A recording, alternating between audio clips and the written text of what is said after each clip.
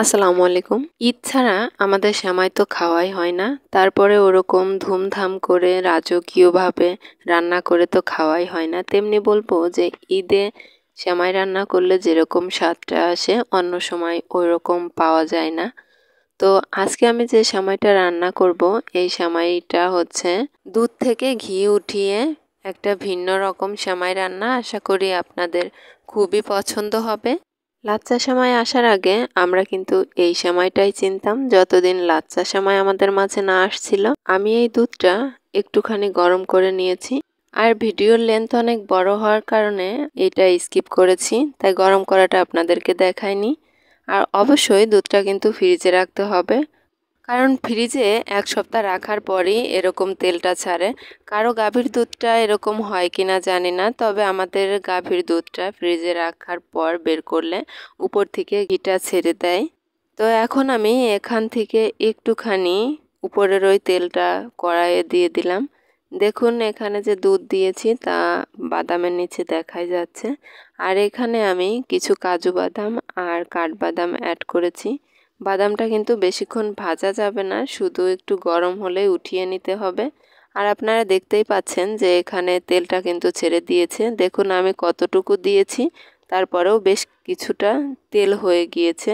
এটা কিন্তু সরিষার তেলও না বা সয়াবিন তেলও না, এটা দেখেই বোঝা যাচ্ছে যে এটা দুধের ঘি। তো আমি এখন বাদামটা উঠিয়ে নিচ্ছি আর এর ভেতরেই দুধটা ঢেলে দিচ্ছি। দেখুন এখনো অনেকটা ঘি দুধের উপর রয়ে গিয়েছে।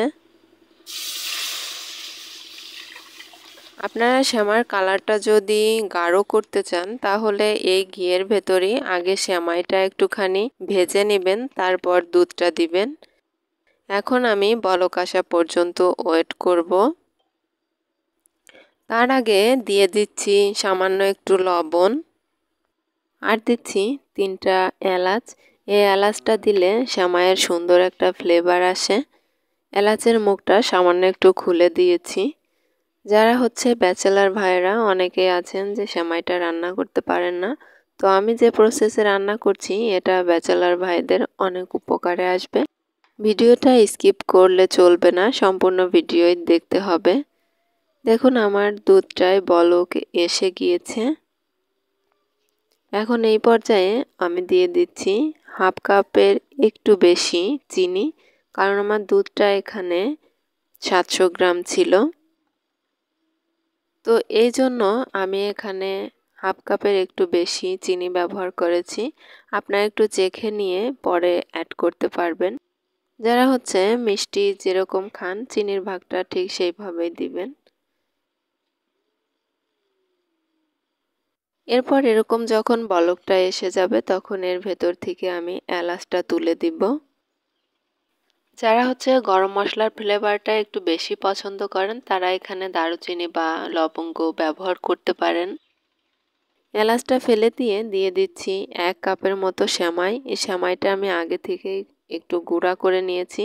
আপনারও সেমাইটা আরও বেশি ভেঙে নিলে ভেঙে নিতে পারেন, তবে সেমাইটা ভেঙে দিতে হবে। এখন সামান্য কিছু সময় 1.5 মিনিটের মতো এই সেমাইটা রান্না করতে পারেন। তবে অনেক সময় আছে যদি ঢেকে রাখেন তাহলে চুলা থেকে দুধটা নামিয়ে নিয়ে ঢেকে রাখলে সেমাইটা হয়ে যাবে। আর যদি সঙ্গে সঙ্গেই খেতে চান তাহলে আমার মতো এভাবে আগে থেকে একটু সিদ্ধ করে নেবেন, যেমন 1.5 মিনিটের মতো কুক করে নিলেই হবে। আমি এখন গরমভাবে একটা বাটিতে ঢেলে নিচ্ছি। আর যে বাদামটা ভেজে রেখেছিলাম এখন এই বাদামটা উপর দিয়ে একটু ছাড়িয়ে দিব। আমি এখানে আর কিছু কিশমিশ অ্যাড করেছি। ঘি দেওয়ার জন্য আমার সেমাইটা একটু লালচে ভাব হয়েছে। আপনারা চাইলে সেমাইটা ঘিয়ে ভেজেও নিতে পারেন। তো আপনারা যদি আমার মতো এরকম দুধ থেকে ঘি বের করে রান্না করতে চান তাহলে দুধটা আগে থেকে ফ্রিজে রাখতে হবে অন্তত 1 সপ্তাহ, কারণ ফ্রিজে না রাখলে ওই দুধ দিয়ে কিন্তু ঘি তৈরি করা যাবে না বা এইভাবে সহজেই ঘিটা বের হবে না। আপনাদের কাছের দুধটাই এরকম ঘি বের হবে কিনা আমি জানি না, তবে আপনারা ট্রাই করে দেখতে পারেন আমার এই প্রসেসটা ফলো করে। তো আমার চ্যানেলে নতুন হয়ে থাকলে চ্যানেলটা সাবস্ক্রাইব করে দেওয়ার অনুরোধ করছি। আর ভিডিওতে একটা লাইক দিতে ভুলবেন না। দেখা হচ্ছে পরবর্তী ভিডিওয়। ভালো থাকবেন, সুস্থ থাকবেন। আল্লাহ হাফেজ।